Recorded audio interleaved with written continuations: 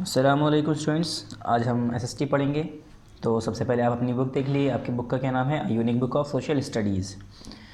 Chapter start करने से पहले हम इसका कंटेंट देखेंगे और आपको बताएंगे आपका सिलेबस क्या है। तो हमने पिछली बार आपको बता दिया था कि जो हाफ ईयरली एग्ज़ाम में आपका सिलेबस आने वाला है सिर्फ और सिर्फ chapter number 5, 6, chapter number 7 and chapter number 8, यही चारों चैप्टर आपके हाफ ईयरली एग्ज़ाम में आएंगे, ठीक है।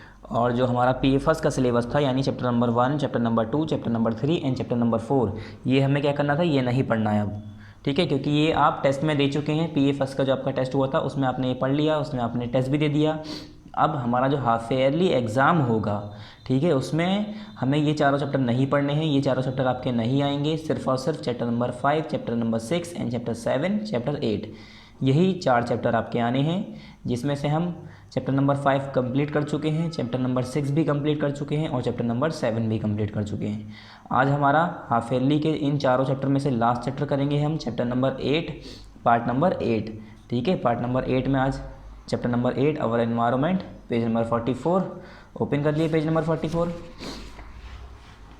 पेज नंबर 44 अवर एनवायरनमेंट। सबसे टॉप पर क्या लिखेंगे आप? यहाँ पर पहले तो चैप्टर पार्ट का नाम लिखेंगे आप। पार्ट कौन सा है हमारा? ये पार्ट 8 है, तो यहाँ पर क्या लिखेंगे? पार्ट 8, ठीक है। यहाँ पार्ट 8 लिख लिए। यहाँ पर क्या करेंगे? यहाँ पर डेट लिखेंगे। डेट किस दिन की होगी? यहाँ पर डेट उस दिन की होगी जिस दिन ये वीडियो यूट्यूब पर अपलोड होगी, यानी जिस दिन ये वीडियो यूट्यूब पर अपलोड होगी उस दिन की यहाँ पर आपको डेट मेंशन करनी है, डेट लिखनी है। और यहाँ पर पार्ट 8 लिख दिए। चैप्टर 8 अवर एनवायरनमेंट। एनवायरनमेंट आप जानते होंगे, एनवायरनमेंट क्या होता है, एनवायरनमेंट किससे कहते हैं? अवर एनवायरनमेंट, ठीक है। हमारे चारों तरफ की जितनी भी चीज़ें हैं, हमारे चारों तरफ की सराउंडिंग्स, हर एक चीज़ वो हम मिलकर सब क्या बनाती है? एनवायरनमेंट बनाती है, ठीक है। हमारे चारों तरफ जानवर, पेड़ पौधे, हवा और जितनी भी हर चीज़ें, घर, ठीक है, छोटी से छोटी बड़ी से बड़ी चीज़ जब हम सबको मिला देते हैं तो सबको मिलाकर कहते हैं एनवायरनमेंट। जैसे एक स्कूल होता है, स्कूल में खूब सारी क्लासेस होती हैं। अगर क्लास नहीं होगी तो स्कूल कैसे होगा? तो खूब सारी क्लासेस मिला के हम उसे कहते हैं कि ये हमारी एनवायरनमेंट, हमारा एक स्कूल हो गया। या हम खूब सारे बच्चों को कहते हैं कि हमारी एक क्लास बन गई, ठीक है।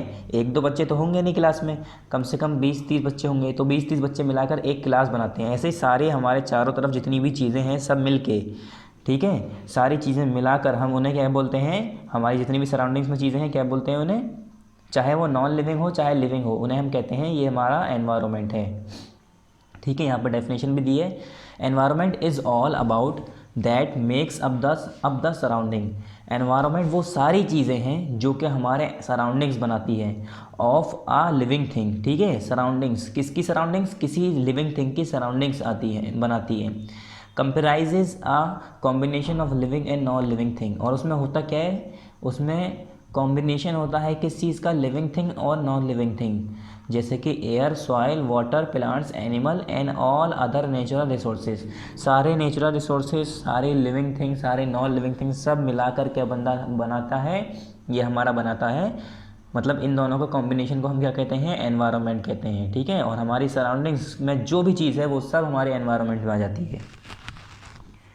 Living things do not simply, यहाँ है देखिए, living things do not simply exist in their environment. ये कह रहे हैं जो लिविंग थिंग्स है वो सिंपली एग्जिस्ट नहीं करते अपने एनवायरनमेंट में, ठीक है।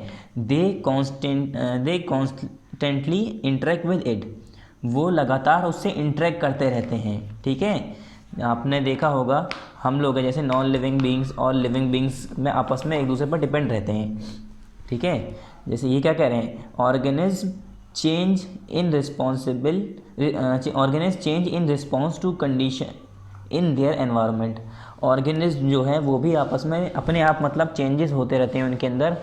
किस किस वजह से? जो एनवायरनमेंट में कंडीशन चल रही है उसके हिसाब से वो रिस्पॉन्स करने के लिए, उसके रिस्पॉन्स में अब उनके ऑर्गेनिज्म के बॉडी में या ऑर्गेनिज्म के अंदर चेंजेस भी आते रहते हैं। यही तो कह रहे हैं, living things do not simply exist in their environment. वो अपने एनवायरनमेंट में सिंपली एग्जिस्ट नहीं करते हैं।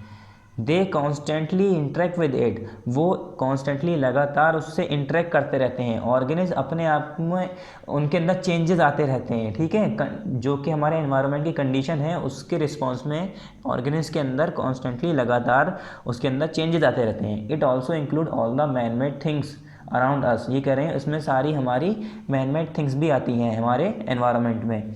जिस around us like building, cars and buses, road and bridges. तो जो हमारी बिल्डिंग्स हैं, कार्स हैं, बसेस हैं, रोड हैं, ब्रिजेस हैं, मोटर बाइक हैं, साइकिल हैं, स्कूटर हैं, ठीक है, और जैसे हम कहते हैं कुछ भी चीज़ हो, नॉन लिविंग बीइंग्स है, वो भी हमारी किस में आ गई, सब एनवायरनमेंट में आ गई। We get all the things we need in order to live from the environment. ये कह रहे हैं हमें वो सारी चीज़ कहाँ से मिलती है, जिसकी ज़रूरत, वी नीड, जिसकी ज़रूरत होती है हमें, in order to live from the environment, ज़िंदा रहने के लिए, वो हमें कहाँ से मिलती है। We get all the things from the environment, हमें सारी चीज़ें कहाँ से मिलती हैं, एनवायरनमेंट से मिलती हैं। कौन सी चीज़ें, we need in order to live, हमें जो सारी चीज़ें ज़िंदा रहने के लिए चाहिए वो सारी चीज़ें हमें कहाँ से मिलती हैं, वो सब ही चीज़ें हमें एनवायरनमेंट से प्रोवाइड होती हैं। अब फिर है यहाँ पर नेक्स्ट टॉपिक हमारा टाइप्स ऑफ वेस्ट। अब आपको पता ही है हमारे एनवायरनमेंट में वेस्ट प्रोडक्ट भी बहुत होता है, ठीक है, हम लोग भी कुछ सामान वेस्ट होता है जो उसे फेंक देते हैं उधर, तो उसमें वेस्ट कितनी तरह का होता है उसके बारे में पढ़ेंगे हम। We produce a variety of waste, हम लोग क्या करते हैं, अलग अलग तरह का वेस्ट प्रोड्यूस करते हैं, अलग अलग तरह का वेस्ट मतलब निकालते हैं। Waste such as paper, glass and rubber are dry waste, जैसे कि वेस्ट, जैसे कि पेपर या गिलास या रबर, ये क्या है, ड्राई वेस्ट। ड्राई कहते हैं सूखा, सूखा कूड़ा कहलाता है, ये सूखा वेस्ट कहलाता है। क्यों, क्योंकि इसमें वाटर तो होता नहीं है, तो ये सूखा होता है, ठीक है। और vegetable and fruit peels, left over food etcetera are wet waste, और जैसे कि सब्जियां हैं या फल हैं, उनके जो छिलके होते हैं, या लेफ़्ट ओवर फूड, या बचा हुआ खाना, या जैसे फल है, बचा हुआ फल या बचा हुआ खाना, और जो सब्जियां और फ्रूट हैं, फल हैं, उनकी छिलके जो होते हैं वो, ये सब किस में आ जाते हैं, वेट वेस्ट में, ठीक है, गीले कूड़े में आ जाते हैं। Non functional televisions, cameras, mobile phones etcetera are e waste, और जो जितने भी जैसे कि हमारी टेलीविज़न है जो काम नहीं कर रही है, या कैमरा है ख़राब कैमरा, या मोबाइल फ़ोन है ख़राब टूटा फूटा, ठीक है, ये सारी चीज़ें किस में आती हैं, ई वेस्ट, ठीक है, ये सारी इलेक्ट्रॉनिक डिवाइसेस हैं ना, तो ये सारे ई वेस्ट कहलाते हैं। और आपने देखा होगा कि 2-3 तरह के कूड़े होते हैं, जिसमें जो है एक डस्टबिन मतलब 2-3 तरह के डस्टबिन होते हैं, जिसमें एक में गीला कूड़ा डाला जाता है, एक में सूखा कूड़ा, और एक में सारे इलेक्ट्रॉनिक वेस्ट, ऐसे ही, ठीक है, जिसमें टेलीविज़न, कैमराज, मोबाइल फ़ोन, ये सारे ख़राब चीज़ें हैं तो उसमें फेंका जाता है। Paints, chemicals, medicine and other such things are poisonous waste, और जो हमारा पेंट होता है, जैसे घर में जब हम पेंट करते हैं, या कुछ केमिकल्स हैं, ठीक है, दवाएं हैं, या ऐसे ही कुछ अलग चीज़ें हैं जो कि पॉइजनस वेस्ट में आ जाती हैं, किसमें, जहरीले वेस्ट में आ जाती हैं, जहरीले कूड़े में। क्यों, क्योंकि अगर ये वेस्ट अगर हम इधर उधर फेंक देंगे, जैसे दवाएं हैं, केमिकल हैं, या पेंट है, अगर उसे कोई जानवर खा लेगा तो क्या होगा, वो जानवर मर सकता है, ठीक है, क्योंकि इसमें अलग अलग केमिकल्स मिले होते हैं, एसिड और अलग अलग चीज़ें इसमें मिली होती हैं, जिससे क्या होगा, वो जानवर मर भी सकता है, उसके लिए वो पॉइजनस हो सकता है, जहर का काम कर सकता है। There are mainly 2 types of waste material, ये कह रहे हैं मेनली अगर देखा जाए तो 2 तरह के वेस्ट मटेरियल होते हैं। हमने यहाँ पर क्या बताया, एक गीला कूड़ा, एक सूखा कूड़ा, एक ई वेस्ट जो हमारा जिसमें इलेक्ट्रॉनिक डिवाइसेस आ जाते हैं, एक हमारा आ गया पॉइजनस वेस्ट जिसमें सारी जहरीली चीज़ें आ गई, दवा, केमिकल, मेडिसिन। मगर इन सभी को हटाकर अगर हम नॉर्मली देखें तो 2 तरह के वेस्ट होते हैं हमारे। कौन कौन से, एक बायोडिग्रेडेबल, कौन सा, एक बायोडिग्रेडेबल, ठीक है, अपनी बुक में देखिए आप, पूरी स्पेलिंग आपको नज़र आएगी। एक कौन सी है हमारी, बायोडिग्रेडेबल, और दूसरी कौन सी है हमारी, नॉन बायोडिग्रेडेबल, ठीक है, ये 2 तरह के हमारे क्या होते हैं, वेस्ट होते हैं। कौन कौन से, एक biodegradable and non biodegradable. Biodegradable waste क्या होते हैं, अब the waste material that rot easily and mix with the soil. वो मटेरियल, बायोडिग्रेडेबल वेस्ट कौन से होते हैं, वो मटेरियल, वो वेस्ट मटेरियल जो कि ईजिली रोट हो जाए, ठीक है, और मिक्स हो जाए सॉइल में, मतलब ईजिली सड़ गल जाए। जैसे अब हम हैं क्या करते हैं, छिलका होता है, ठीक है, हमने सब्ज़ी छिली, उसका छिलका लिया, मिट्टी में फेंक दिया, मिट्टी में दफना दिया, या मिट्टी में ऊपर ही ऐसे फेंक दिया, तो कुछ दिन बाद वो छिलका गायब हो जाएगा, ठीक है, वो मटेरियल, वो वेस्ट मटेरियल वहाँ से गायब हो जाएगा। क्यों, वो मटेरियल वहाँ से डिकम्पोज हो जाता है, माइक्रो ऑर्गेनिज्म उसे ख़त्म कर देते हैं, तो ऐसे मटेरियल को हम कहते हैं बायोडिग्रेडेबल वेस्ट, ठीक है। तो ऐसे वेस्ट मटेरियल को हम क्या कहते हैं, ये सारे वेस्ट मटेरियल हमारे बायोडिग्रेडेबल वेस्ट में आते हैं। बायोडिग्रेडेबल वेस्ट मटेरियल ऐसे मटेरियल होते हैं, ऐसे ख़राब चीज़ें होती हैं, ऐसा कूड़ा जिसे अगर हम ज़मीन में दफना दें या फेंक दें ज़मीन पर तो वो घुल जाए, गल जाए, ठीक है, वहाँ से गायब हो जाए, वो सड़ता ना रहे वहीं पर रह के, ठीक है, वहीं पर ख़राब ना होता रहा, या सड़ेगा ही नहीं, पहली बात जो नॉन बायोडिग्रेडेबल होगा। जो बायोडिग्रेडेबल वेस्ट होगा वही सड़ गल के वहाँ से ख़त्म होगा, वही गायब होगा।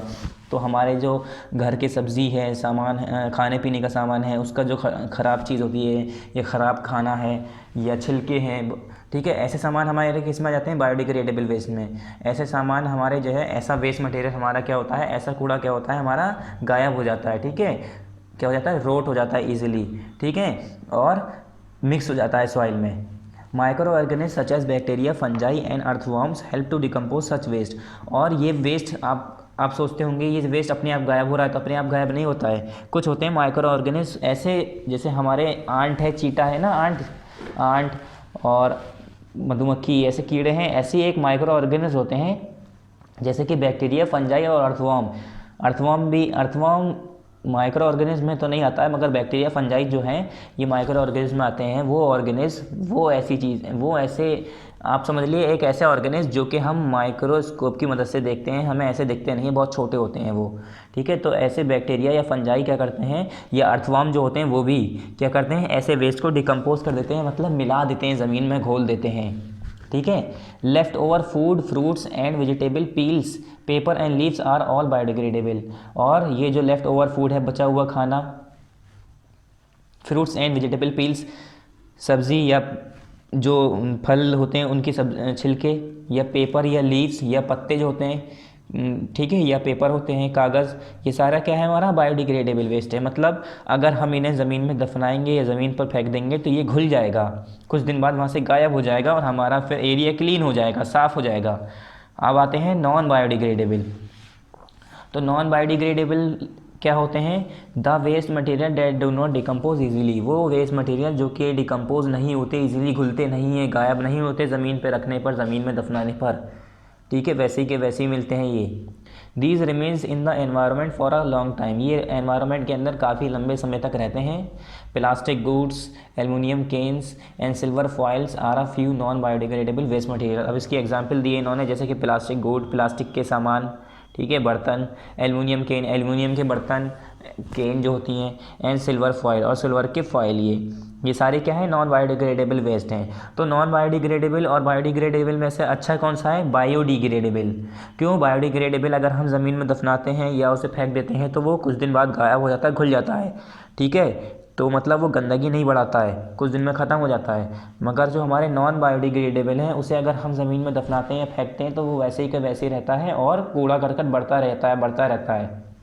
इसीलिए कहते हैं हम प्लास्टिक का इस्तेमाल कम करना चाहिए, क्योंकि प्लास्टिक हमारा नॉन बायोडिग्रेडेबल वेस्ट है। और नॉन बायोडिग्रेडेबल वेस्ट क्या होता है, ये घुलता नहीं है जल्दी ज़मीन में, इस पर हमारे माइक्रो ऑर्गेनिज या बैक्टीरिया और जो फंजाई होते हैं वो अटैक करते हैं, मगर अटैक नहीं कर पाते हैं। एक तरह से ये समझ लीजिए, अटैक नहीं कर पाते हैं, इन्हें ख़त्म नहीं कर पाते हैं। तो ये ख़त्म नहीं कर पाते हैं, और अगर हम ऐसी प्लास्टिक यूज़ करते रहे तो एक ज़माना ऐसा आएगा हर जगह प्लास्टिक इधर उधर पड़ी हुई मिलेगी हमें, और हमारे जो जानवर हैं वो इन्हें खाएँगे और मरेंगे। ठीक है, और इससे क्या होगा, हमारा एनवायरनमेंट भी गंदा हो रहा है, हमारी सराउंडिंग भी गंदी हो रही है। तो प्लास्टिक का यूज़ कम करना चाहिए, और वो सारे मटेरियल हमें कम यूज़ करने चाहिए जो कि हमारे किस में आते हैं, नॉन बायोडिग्रेडेबल वेस्ट में। ठीक है, वो सब मटेरियल हमें यूज़ उन सब के कम कर देने चाहिए जो कि हमारे नॉन बायोडिग्रेडेबल वेस्ट में आते हैं।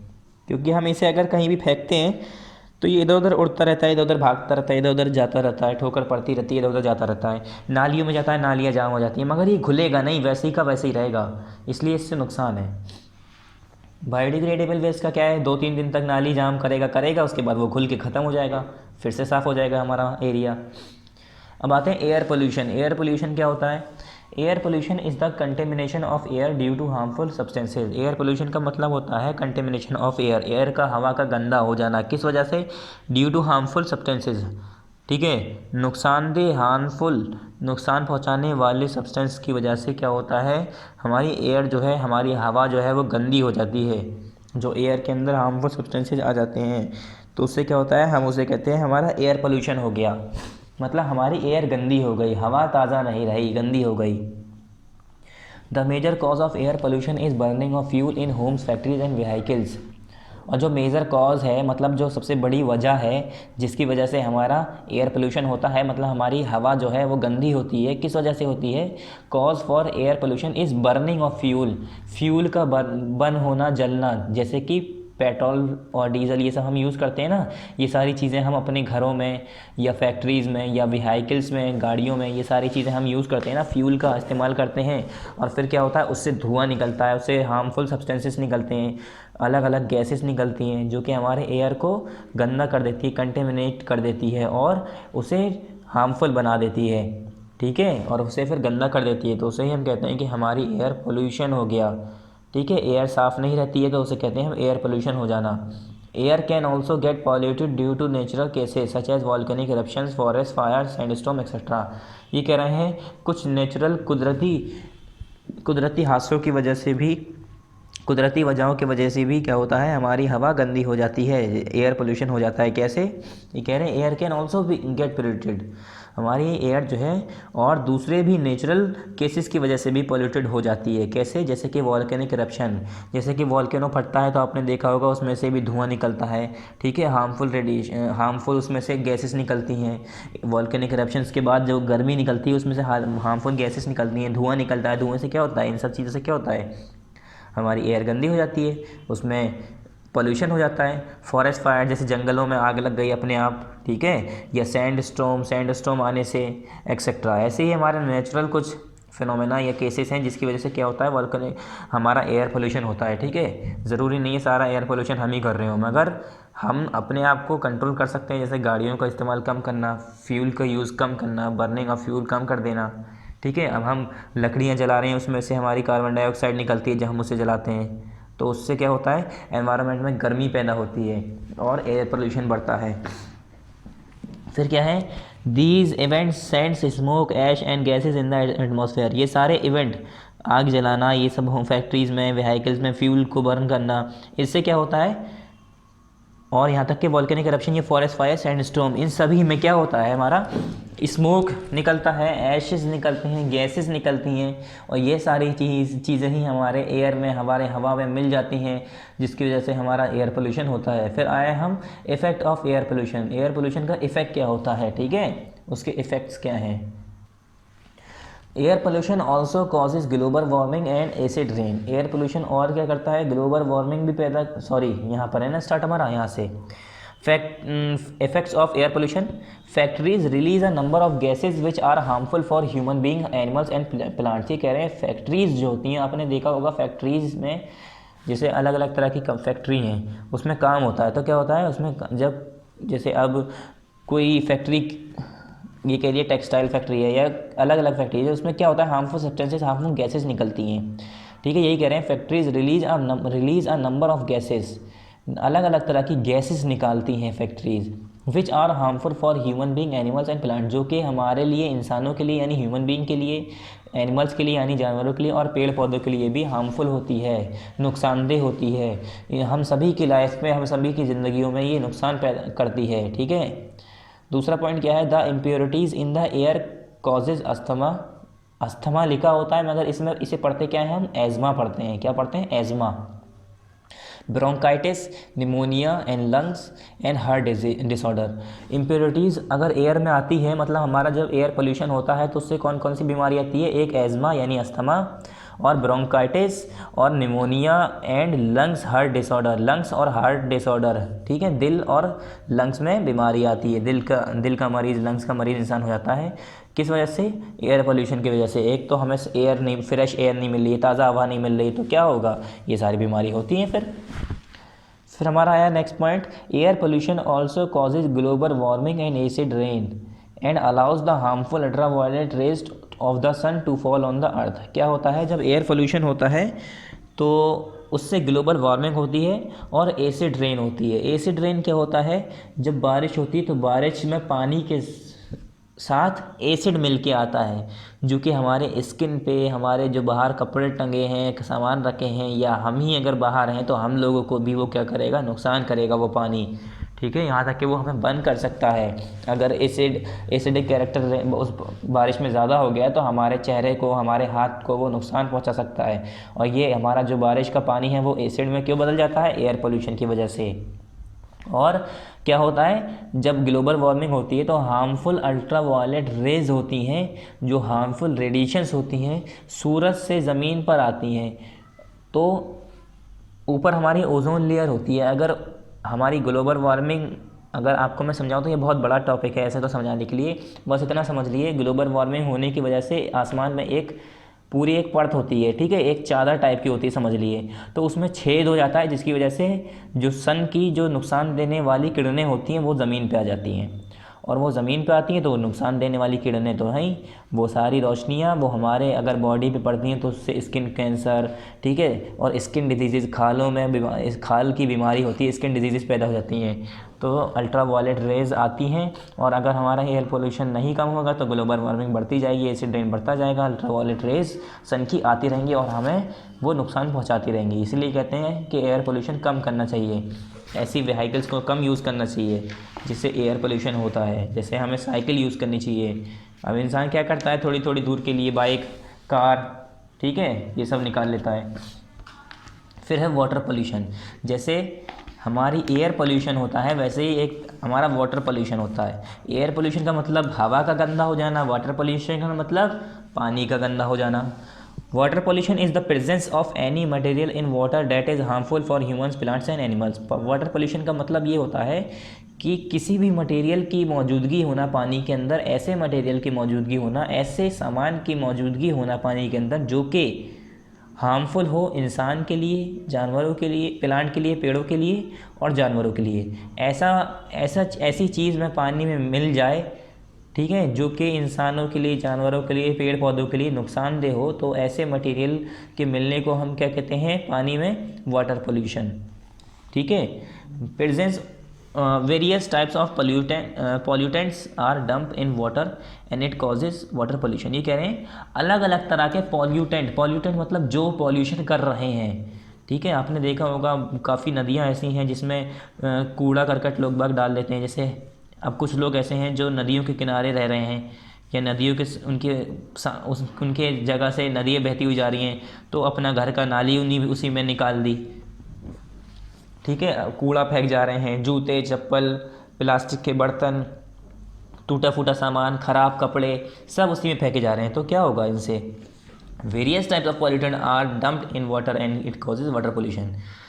काफ़ी तरह के पॉल्यूटेंट हमारे डंप कर दिए जाते हैं पानी के अंदर। डंप करना मतलब फेंक देना, पानी के अंदर फेंक दिए जाते हैं और उससे ही वाटर पोल्यूशन कॉज होता है, वही वाटर पोल्यूशन करता है। Disposal of sewage, dead animals, leakage from oil tanks, industrial waste, bathing and washing clothes in river are the major reason for the water pollution. अब वाटर पोल्यूशन के इन्होंने major reason बताए हैं। क्या होता है, डिस्पोजल ऑफ सीवेज, जैसे हमारे नालियाँ हैं, हमारे जो गटर जो होता है, ठीक है, ये नालियाँ होते हैं, नाले जो होते हैं वो क्या करते हैं, समुद्रों में साफ़ पानी में छोड़ दिया तो वो भी गंदे हो गए। डेड एनिमल, मरे हुए जानवर छोड़ गए, या ऑयल टैंक्स की लीकेज हो रही है तो वो उसमें पानी में छोड़ दिया। इंडस्ट्री है बड़ी बड़ी, उन्होंने क्या किया, जो उनका वेस्ट है वो समुद्र में छोड़ दिया, समुद्र में फेंक दिया। हम नहा रहे हैं, कपड़े धो रहे हैं, रिवर के अंदर जा के, नदियों में जा के कपड़े धो रहे हैं, उसी में घुस कर नहा रहे हैं, उसी में कपड़े डुबा डुबा के धो रहे हैं। तो इससे क्या हो रहा है, हमारा पानी गंदा हो रहा है, पीने लायक जो पानी था वो भी बर्बाद हो गया, ठीक है। अब दूसरा इंसान देखेगा कि आप उसी में मरा हुआ जानवर डाल रहे हैं, उसी में अपने घर का कूड़ा फेंक गए, तो कैसे कोई उसका पानी पी सकेगा, कोई उसका पानी कैसे इस्तेमाल करेगा, उसे साफ पता चल जाएगा ये पानी गंदा है। कुछ साल बाद ऐसा होगा कि वो पानी साफ़ सुथरे कलर से क्या हो जाएगा, काला पड़ जाएगा बिल्कुल। क्यों, क्योंकि उसमें जब इतना कूड़ा पड़ जाएगा तो उसका कलर भी चेंज हो जाएगा, ठीक है। फिर आया हमारा water pollution leads to the following harmful effect. Water pollution के इफेक्ट क्या होते हैं, वाटर पोल्यूशन के नुकसान क्या होते हैं, उससे क्या असर पड़ता है। पहला पॉइंट है इसका, drinking polluted water can cause diseases like jaundice, dysentery and diarrhoea.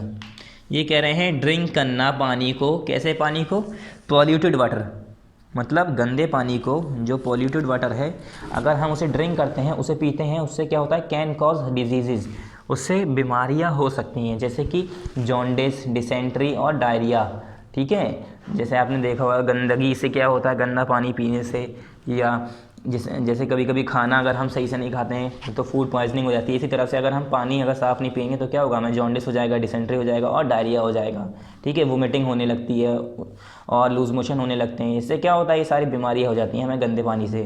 Polluted water when use for irrigation, और ये कह रहे हैं जब गंदा पानी अगर आप इरीगेशन के लिए, खेतों में पानी की छिड़काव के लिए, अगर आप खेतों में पानी छिड़काव करने गए, फिर खेतों में पानी डालने गए, और वो पानी जो आप डाल रहे हैं उसके अंदर वो किसी नदी से ले रहे हैं या किसी झील से ले रहे हैं जो कि पहले से गंदी है, तो क्या होगा, मतलब उसका पानी अगर गंदा है, पॉल्यूटेड वाटर है, तो क्या होगा, result in a decrease of agriculture produce. Agriculture खेती में जो आपका जो प्रोड्यूस हो रहा था, जो अनाज उग रहा था, उसमें भी कमी आ जाएगी। ठीक है, गंदे पानी की वजह से क्या होगा, अनाज कम उगेगा, फसलें खराब उगेंगी, अच्छी नहीं उगेगी, पैदावार अच्छी नहीं होगी। तीसरा पॉइंट है इसका, polluted water causes great harm to aquatic plants and animal. Polluted water क्या कॉज करता है, great harm to aquatic plants and animal. जो पानी के जानवर और पेड़ पौधे हैं, पानी के अंदर भी क्या होते हैं, एनिमल्स होते हैं और हमारे प्लांट होते हैं, उन्हें क्या होगा, काफ़ी नुकसान होगा। आपने देखा होगा कभी कभी कि मछलियाँ ऐसी मरी मरी समुद्रों में ऊपर तैरती रहती हैं, क्यों, सिर्फ इसी वजह से कि वो गंदगी की वजह से क्या होता है, पानी वहाँ का गंदा हो जाता है और पॉल्यूटेड हो जाता है, जिसकी वजह से फिर मछलियाँ वो ज़िंदा नहीं रह पाती हैं, उनके लिए वो पॉइज़न बन जाता है, जहर का काम कर जाता है, वो मछलियाँ, वो जानवर जो पानी के अंदर हैं वो मर जाते हैं। पानी के अंदर जो प्लांट पौधे हैं वो भी टूट फूट के ख़राब हो जाते हैं, ठीक है, बर्बाद हो जाते हैं। फिर आया हमारा सॉइल पोल्यूशन। अब सॉइल पोल्यूशन देखते हैं। सॉइल पोल्यूशन में क्या है, जैसे कि एयर पोल्यूशन हो गया, वाटर पोल्यूशन हो गया, ऐसे ही सॉइल पोल्यूशन होता है। सॉइल पोल्यूशन में क्या होता है, wastes are also often thrown in or buried in land or soil causing land, ये हमारा लैंड लिखा है, ठीक है, आप अपनी बुक में देखिए, लैंड पोल्यूशन। ये कह रहे हैं जैसे कि वेस्ट, जैसे कि हम ज़मीन में इधर उधर दफना रहे हैं या हम जला रहे हैं, तो इसी तरह से क्या होता है, waste are also often thrown और बरीड, या तो फिर फेंक दिए जाते हैं कुछ वेस्ट, या जला दिए जाते हैं, इन लैंड, ज़मीन के अंदर जलाए जाते हैं या ज़मीन के अंदर दफनाए जाते हैं या उन्हें फेंक दिए जाते हैं ज़मीन के ऊपर या सॉइल के ऊपर। कॉजिंग लैंड पोल्यूशन, उससे क्या होता है, हमारा लैंड पोल्यूशन होता है, ज़मीन में भी गंदगी आती है। Land pollution is also cause by maximum use of fertiliser, pesticide, releasing garbage etcetera. अब ये क्या कह रहे हैं, लैंड पोल्यूशन और किस वजह से होता है, मैक्सिमम यूज़ ऑफ फर्टिलाइज़र्स के ज़्यादा इस्तेमाल करने की वजह से, पेस्टिसाइड रिलीजिंग गार्बेज, या पेस्टिसाइड्स के ज़्यादा इस्तेमाल करने की वजह से। आपने देखा होगा खेतों में खाद डालते हैं लोग बाग, जो किसान होते हैं, तो इसी तरह से खाद किस लिए डाला जाता है कि ज़मीन हमारी अच्छी हो जाए, हमारी फसल ज़्यादा अच्छी उगे, तो खाद के तौर पर ऐसे ही हमारा केमिकल फर्टिलाइज़र होते हैं। फर्टिलाइज़र हमारा खाद के तौर पर ही होता है, उसमें केमिकल होते हैं, ठीक है। खाद में क्या होता है, ज़्यादातर लोग बाग गोबर यूज़ करते हैं, ठीक है, जो गाय भैंस होती हैं उनका वेस्ट मटेरियल यूज़ करते हैं, या हमारे घर में जो, जैसे कि हम सब्ज़ी के छिलके, ये सब खाद ऐसी सब चीज़ों से बनती है। बहुत सारी चीज़ें ऐसे होती हैं जिससे हम खाद बनाते हैं। ये हो गई हमारी नेचुरल हमारा हो गया। अब फर्टिलाइज़र की बात करें, जो फैक्ट्रीज़ में केमिकल का यूज़ करके बन रही है, तो उसके भी ज़्यादा इस्तेमाल से क्या होता है, हमारी ज़मीन में केमिकल में ऐड हो जाएगा, ठीक है। पेस्टिसाइड दवाएं होती हैं, आपने देखा होगा, दवाएं छिड़की जाती हैं किस पर, पौधों पर, पेड़ों पर, खेतों में, कि कीड़े न लग जाएं, हमारे फसलों में कीड़े न लग जाएं।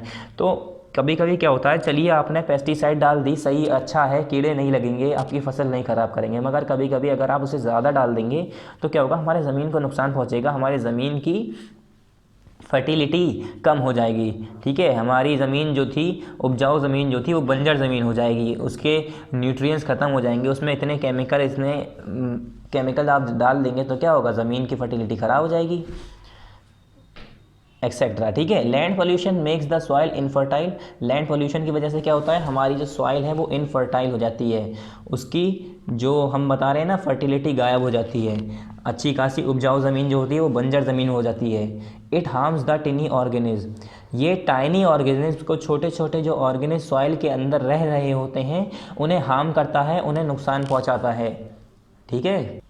जैसे अब आपने देखा होगा सॉइल के अंदर हमारे छोटे छोटे जानवर, अर्थवर्म भी रहता है, ठीक है, मगर इसी तरह से हमारे टाइनी ऑर्गेनिज्म रहते हैं, जैसे कि हमारा आंट हो गया या छोटे छोटे कीड़े हैं, तो ये सब भी सॉइल के अंदर रहते हैं, उन्हें भी नुकसान पहुंचाते हैं, ये मर जाते हैं वो सब, ठीक है। And adversely affect the growth of the plant and vegetation, और बहुत बुरी तरह से किसे अफेक्ट करता है, प्लांट की, पेड़ पौधों की ग्रोथ को, उनकी ग्रोथ को और वेजिटेशन को। जैसे अब फसलें भी हमारी ख़राब होने लगती हैं ज़्यादा फर्टिलाइज़र यूज़ करने की वजह से, ज़्यादा केमिकल यूज़ करने की वजह से। पता चले आपने कीड़े मकोड़े भगाने के चक्कर में कि हमारे फसलें ख़राब ना हो, कीड़े मकोड़े उसे खाएं ना, तो आपने केमिकल डाला, पेस्टिसाइड डाला, मगर इतना ज़्यादा डाल दिया कि वो और बल्कि ज़मीन और ख़राब हो गई, ठीक है, ज़मीन के न्यूट्रिएंट्स भी मार दिए आपने। तो इसीलिए हमें केमिकल फर्टिलाइज़र का कम से कम यूज़ करना चाहिए, पेस्टिसाइड्स का ज़्यादा से ज़्यादा यूज़ हमें कम करना चाहिए, ठीक है। Land pollution can be checked by managing garbage better and by controlling the use of fertiliser and pesticides. ये कह रहे हैं लैंड पोल्यूशन को हम रोक सकते हैं कैसे, गार्बेज को अच्छे तरीके से मैनेज करके। जैसे हमारा हमने बताया अभी, बायोडिग्रेडेबल वेस्ट तो हमारा ज़मीन के अंदर दफना दोगे तो वो घुल जाएगा और वो बचेगा नहीं, काफ़ी दिन तक वो गायब हो जाएगा। तो बायोडिग्रेडेबल वेस्ट से तो हमें कोई नुकसान नहीं है, मगर जो हमारा नॉन बायोडिग्रेडेबल वेस्ट है, जैसे कि हमने प्लास्टिक है, एल्युमिनियम की फॉइल है, ये सारी चीज़ें क्या है, इसे ज़मीन में दफनाओगे तो वैसे ही के वैसे ही रहेंगे सालों साल तक। प्लास्टिक तो ये समझ लिए इतना ज़्यादा नुकसानदेह मटेरियल है, कंपनी बनाती जा रही है प्लास्टिक, मतलब गायब नहीं हो रहा है, बस बनता ही जा रहा है, इकट्ठा होता जा रहा है। क्यों, कहाँ गायब करें, प्लास्टिक तो गायब होगी नहीं, कोई उसे माइक्रो ऑर्गेनिज्म ख़त्म नहीं कर सकता। अब ज़मीन के अंदर दफना दो तो गायब नहीं होगी, गाय भैंस खा लेती हैं, वो मर जाती हैं। तो इसीलिए हमें इन सब चीज़ों को मैनेज करना चाहिए, अपनी गार्बेज को, जो कूड़ा करकट है, इसे हमें मैनेज करना चाहिए, प्लास्टिक का यूज़ कम करना चाहिए, ऐसे मटेरियल यूज़ करने चाहिए जो हम रिसाइकिल कर पाएँ, दोबारा इस्तेमाल कर पाएँ। And by controlling the use of fertiliser and pesticides, और पेस्टिसाइड्स और फर्टिलाइज़र का यूज़ करना हमें कंट्रोल करना चाहिए, ज़्यादा इस्तेमाल इसका नहीं करना चाहिए, इसका इस्तेमाल हमें कम करना चाहिए, ठीक है। ज़्यादा इस्तेमाल करेंगे तो हमारी ज़मीन बंजर हो जाएगी, उसकी फर्टिलिटी गायब हो जाएगी, ठीक है। उसके बाद आते हैं हम नॉइज़ पोल्यूशन पे। ऐसे ही हमारा एक होता है नॉइज़ पोल्यूशन। इसमें क्या होता है नॉइज़ पोल्यूशन में, noise pollution is cause by high volume of sound. तेज़ वॉल्यूम होती है, जब तेज़ आवाज़ वाली वॉल्यूम होती है, उस मतलब तेज़, खूब तेज़ अगर हम आवाज़ चला रहे हैं, बजा रहे हैं, तो उससे क्या होता है, हमारा नॉइज़ पोल्यूशन क्रिएट होता है। अब कहेंगे नॉइज़ पोल्यूशन क्या हो रहा है, उससे क्या नुकसान है। तो देखिए, loud noise emerge from factories, trains, car, aeroplanes, TV, radio and loud speaker cause noise pollution. तेज़ तेज़ जो लाउड आवाज़ नॉइसेज आती हैं, काफ़ी तेज़ आवाज़ आती हैं, जैसे कि कहाँ से निकलते हैं, जो फैक्ट्रीज से, ट्रेन से, या कार से, या एरोप्लेन से, या टीवी से, या रेडियो से, ये लाउड स्पीकर होते हैं, उससे, इन सारी चीज़ों से क्या होता है, अगर हम तेज़ आवाज़ में से हम यूज़ कर रहे हैं, जैसे हम खूब तेज़ टीवी चला रहे हैं, तो इन सब चीज़ों से क्या हो रहा है, नॉइज़ पोल्यूशन होता है। क्या होता है, noise pollution. Noise pollution cause irritation, migraine, deafness and hypertension. Noise pollution क्यों बुरा है, क्यों हम कह रहे हैं कि नॉइज़ पोल्यूशन है, मतलब आवाज़ में पोल्यूशन हो जाना, गंदगी मच जाना। अब हम गाना हल्के भी सुन सकते हैं, कुछ लोग होते हैं बूफर लगा के इतनी देर सुनते हैं कि अपना तो आपस में बात करते हैं तो वर्ड भी नहीं सुनाई देते और पड़ोसी को और परेशान करते हैं। तो उससे क्या होता है, आपने देखा होगा कभी कभी सर में दर्द हो जाना, इरिटेशन यानी चिड़चिड़ापन हो जाना, माइग्रेन, डीफनेस, बहरापन हो जाना, इंसान को कुछ सुनाई नहीं देता है, हाइपरटेंशन हो जाना, ठीक है। ये सारी बीमारियां होती हैं तेज़ आवाज़ सुनने की वजह से। इसी वजह से कहते हैं ज़्यादा तेज़ हमें ना क्या करना चाहिए, हमें ज़्यादा तेज़ गाने नहीं सुनने चाहिए, हमें रेडियो, लाउड स्पीकर हल्की आवाज़ में सुनने चाहिए। आपने देखा होगा कहीं बराबर में अगर ड्रिल मशीन से काम हो रहा है तो उससे आपको परेशानी होती है, ठीक है। ऐसा लगता है कि हमारे हार्ट पूरा, हमारा दिल हिला जा रहा है, ठीक है। इससे क्या होता है, ये इसकी वाइब्रेशन की वजह से हमें इरिटेशन हो रहा होता है, चिड़चिड़ापन हो रहा होता है, बिल्कुल ऐसा लगता, बहरापन हो जाता है। कभी कभी हमारे कान ऐसे सुन हो जाते हैं, घंटी बजने लगती है उसके कानों में तेज़ आवाज़ से। आपके कान में अचानक से कोई आके चिल्ला दे तो आपको क्या ऐसा लगता है, ऐसा लगता है हमारे कान में घंटी बज रही है। तो उससे क्या होता है, हमारे कान के पर्दे फट सकते हैं ज़्यादा लाउड आवाज़ नॉइज़ सुनने की वजह से। तो इसीलिए कहते हैं नॉइज़ पोल्यूशन हमें कम से कम, मतलब अपने आवाज़ को अपने इतना तो कंट्रोल करना चाहिए, या ऐसे लाउड स्पीकर हैं, हमें टीवी, रेडियो हमें हल्की आवाज़ में सुनना चाहिए, जिससे दूसरों को भी परेशानी ना हो और हमें भी परेशानी ना हो। इससे नॉइज़ पोल्यूशन क्रिएट होता है। फिर आए हम डिस्पोजल ऑफ वेस्ट। हमने बताया वेस्ट की वजह से हमारा सब डिस्पोजल वेस्ट जो है हमारा, उसकी वजह से हमारा पोल्यूशन हो रहा है, एयर पोल्यूशन या हमारा वाटर पोल्यूशन या सॉइल पोल्यूशन मेनली हमारा गंदगी की वजह से हो रहा है, जो हमारा गार्बेज है, हमारा जो कूड़ा है, उसकी वजह से। तो इसे डिस्पोज कैसे करना चाहिए, इसे कहाँ कैसे ख़त्म करना चाहिए, डिस्पोजल ऑफ वेस्ट की बात कर रहे हैं। Garbage generated at various places is dispose in various ways. ये कह रहे हैं गार्बेज जो है, कूड़ा जो है, जो कि जनरेट होता है अलग अलग प्लेसेस पे, अलग अलग जगह पे, वो कैसे डिफरेंट क्या होता है, is dispose in different veg, वो अलग अलग तरीक़ों से अलग अलग वेज में डिस्पोज किया जाता है। ठीक है, अलग अलग तरीक़ों से उसे ख़त्म किया जाता है। डिस्पोज करना मतलब ख़त्म करना, तबाह करना।